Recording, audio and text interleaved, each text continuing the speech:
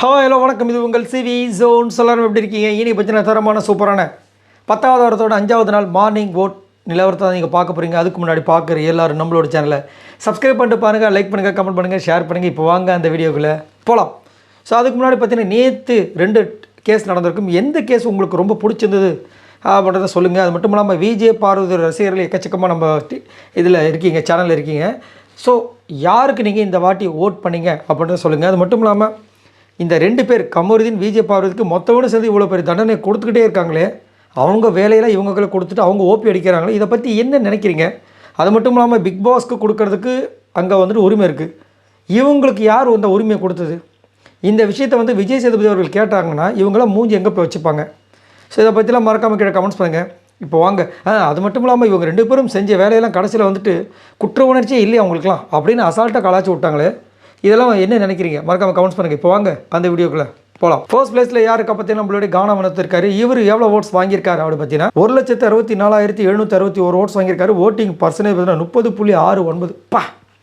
வேற லெவல் வருத்தமாக இவருக்கு ஓட்டு வந்துட்டுருக்கு. அது மட்டும் இல்லாமல் எனக்கு நேற்று கானாவனத்தை ரொம்ப நாள் கழித்து ஃபர்ஸ்ட் டைம் கூட சொல்லலாம் அவ்வளோ பிடிச்சிருந்தது. ஏன்னா வெறும் பேச்சு, வெறும் கவுண்டர் அட்டாக்கிங்கு, வெறும் ஏதாவது ஒரு டாஸ்கில் நல்லா பண்ணுறது, இது மாதிரி விஷயங்கள் மட்டும் இல்லாமல் நேற்று குரல் கொடுத்தாரு. ரொம்ப அழகாக இருந்துச்சு. அதிலும் குறிப்பாக கமருதீன் விஜே பார்வதிக்கு எதிராக நின்று மொத்த வீடு அதுவும் விக்ரமெல்லாம் வச்சு செஞ்சார். ஏன்னா அவங்களுக்கு அந்த பொறுப்பே கொடுக்கல. அந்த பொறுப்பு கொடுத்த மாதிரி சித்தரித்து உங்களுக்குலாம் இது குற்ற உணர்ச்சி இல்லைன்னு சொல்லிட்டு விக்ரமெல்லாம் லிட்டரலாக கலாச்சிட்டு போயிட்டார். அப்போ அவர் பிடிச்ச பாயிண்ட்டு, நீங்கள் அந்த வேலையை அவங்களுக்கு கொடுக்கவே இல்லை, எப்படி நீங்கள் அவங்கள சொல்லணும்? காண்டாயிட்டாங்க, எல்லோரும் ஷாக் ஆகிட்டாங்க. அப்புறம் சாரி கிட்ட போகிறாங்க. ஏன் சாரி? இந்த சாரி எங்கள் கேமில் எங்களுக்கு தெரியும்னு சொல்லிட்டு கலாச்சி விட்டாப்புல. செம்மையாக இருந்துச்சு. கானாவனத் மீதி இருக்கிற 5 வாரத்தை இந்த மாதிரி ஓட்டுங்க, வேறு லெவலில் வருவீங்கன்றதான் என்னோடய கருத்து. கானாவனத் பற்றி என்ன நினைக்கிறீங்கன்றத சொல்லுங்கள். 2வது பிளேஸ் பார்த்தீங்கன்னா சபரி இருக்கார். இவர் எவ்வளோ ஓட்ஸ் வாங்கியிருக்காரு அப்படி பார்த்தீங்கன்னா 96,224 ஓட்ஸ் வாங்கியிருக்காரு. ஓட்டிங் பர்சன்டேஜ் பார்த்தீங்கன்னா 17.92. சபரி மட்டும் நினச்சார்னா இந்த வாரம் பர்டிகுலர் இந்த வாரம் டாஸ்க்கை தன்வசப்படுத்தி சூப்பராக ஜொலிச்சு தான் யார் என்று நிரூபிக்கலாம்.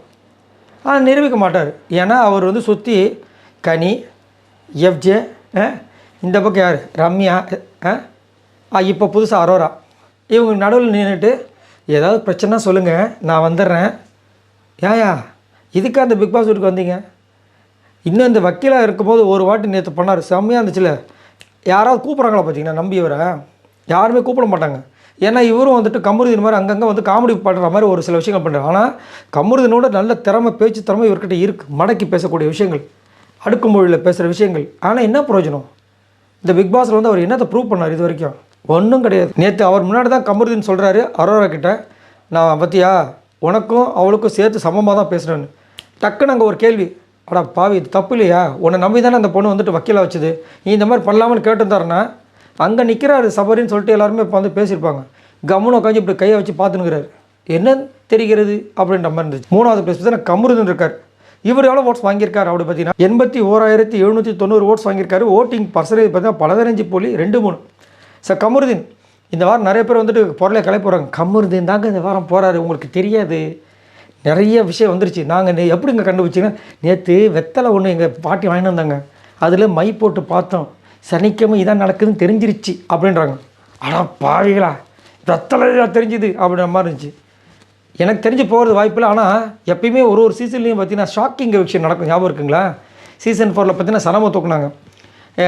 இவர் ராஜு சீசனில் இம்மான் நச்சை தூக்கியிருப்பாங்க. இந்த மாதிரி திடீர்னு ஒரு பிரளயம் ஏற்படுத்தும். அந்த மாதிரி இது வரைக்கும் நடக்கலை. அது இந்த வாரம் நடக்கிறதுக்கு வாய்ப்பு இருக்குன்ற மாதிரி ஒரு கணிப்பை சொல்கிறாங்க. பட் எனக்கு தெரிஞ்சு இல்லை.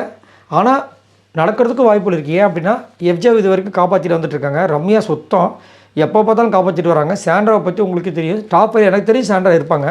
அப்படின்போது அடுத்தபடியாக யார் இருக்கா? அதனால் பிரச்சனை இருக்கிறது வாய்ப்பு இருக்குது. நிறைய பேர் பொருளை கிளப்பிட்டு இருக்காங்க. பட் இது வரைக்கும் பொருளை தான், உண்மை கிடையாது. 4வது பிளேஸ்னா சாண்ட்ரா இருக்காங்க. இவங்க எவ்வளோ ஓட்ஸ் வாங்கியிருக்காங்க அப்படி பார்த்தீங்கன்னா 73,824 ஓட்ஸ் வாங்கியிருக்காங்க. ஓட்டிங் பர்சன்டேஜ் பார்த்தீங்கன்னா 13.75. ஸோ சாண்ட்ரா இன்றைக்கி ஜட்ஜ்மெண்ட்டில் நேற்று ரொம்ப அழகாக கொடுத்தாங்க. அதை அவங்க சொன்ன ஒரே ஒரு விஷயம், எனக்கு நிறைய விஷயங்கள் தெரியும், ஆனால் நாங்கள் இதை பற்றி பேச விரும்பலை. ஆனால் இங்கே விட்னஸ்ன்னு ஒரு சில விஷயங்கள் வந்துச்சுல, அந்த விட்னஸ் படி பார்க்கும்போது பாரு வின் பண்ணிட்டாங்க. நீங்கள் இதுக்கு மேலே சொல்லிக்கிங்கன்னா கனிக்கு கனி வின் பண்ணோம் சாண்ட்ரா கிட்ட, விக்கல்ஸ் விக்ரம் விஜய் பார்வதிக்கிட்ட வின் பண்ணோம். அவங்களோட டீம்லாம் சேர்ந்து இவங்களை வின் பண்ண வைக்கணும். இதுதான் அவங்களோட மோட்டிவ். அதன்படி காணி வந்து பண்ணி விட்டு போயிட்டாங்க. பரவாயில்ல, ஓகே, நான் சொல்ல வேண்டிய கடமை நான் சொல்லிட்டேன்ட்டு போயிட்டாங்க.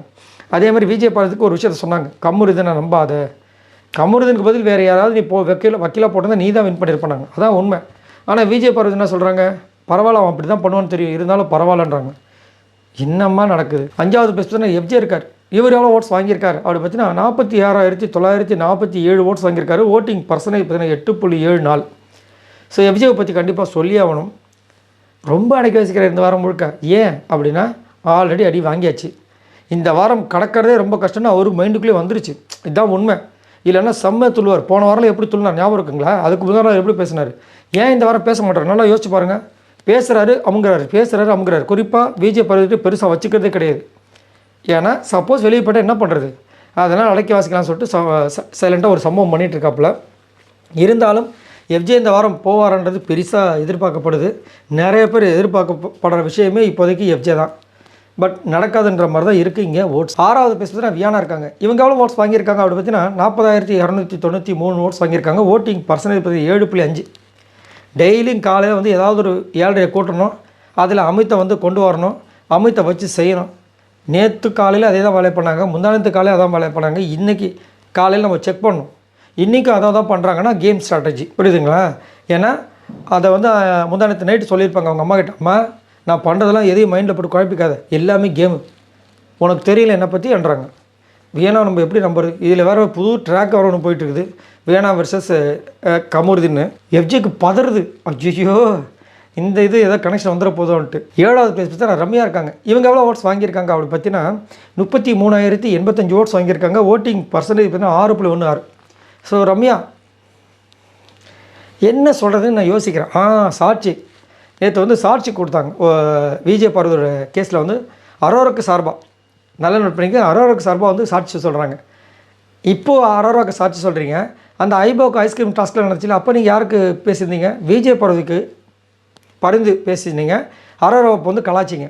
ஏன் அவள் வந்து இவங்க 2 பேரும் ஒன்றா இருக்கிற தெரியல, அவள் விட்டு கொடுக்கூடாதா அப்படின்னு. ஸோ நிமிஷம் மாறுறவங்க தான் ரம்யா. அதனால தான் அவங்களுக்கு ஸ்டார்டிங்கில் இந்த நாடகக்காரின்னு பேரில் வச்சுருப்பாங்க. நம்ப வைக்கல, யாரோ சோஷியல் மீடியா ஃபுல்லாக ஓடிட்டு இருந்தது. ஏன்னா ஃபுல்லாக மாற்றம், அதாவது இவங்களுக்கு ஏற்ற மாதிரி நடிக்கிறது. ஃபஸ்ட்டு வாரம் பார்த்திங்கன்னா அழுது ஒரு ஆர்ப்பாட்டம், உடம்பு முடியலன்னு ஒரு ஆர்ப்பாட்டம். நேற்று இன்றைக்கி என்ன பண்ணிட்டாங்க, நேற்று விஜய் பார்வதிக்கு ஆப்போசிட்டாக ஒரு விஷயம். அதாவது தேடி வராங்க. அரோரா நீ ஒன்றும் கவலைப்படாது, நாங்கள் இருக்கணும். அதே மாதிரி அந்த மக்கள் மன்றம் தீர்ப்புலையும் பார்த்தீங்கன்னா அவங்க தான் முன்னாடி நின்று, ஏங்க இது எப்படிங்க இதில் வரும்? வியானாவையும் மிரட்டுறாங்க, அமித்தையும் சொல்ல வைக்கிறாங்க, வினோத்தையும் சொல்ல வைக்கிறாங்க. என்னத்தை சொல்ல? சரி, இவங்க எல்லோரும் மொத்தமாக அவங்க ஓட்ஸ் இது வரைக்கும் பார்த்தீங்கன்னா 5,36,924 ஓட்ஸ் வாங்கியிருக்காங்க. ஸோ 5.5 கிட்டத்தட்ட 5.5 லட்சத்தில் 1.5 லட்சம் நம்ம ஆள் வினோத்தை வாங்கிட்டாப்புல. சரி, இதை பற்றி உங்களோட கருத்துக்களை சொல்லுங்கள். யார் இந்த வாரம் வெளியேற வேண்டும் அப்படின்னு நீங்கள் நினைக்கிறீங்க? மறக்காமல் கமெண்ட்ஸ் சொல்லுங்கள். பாய் நண்பர்களே.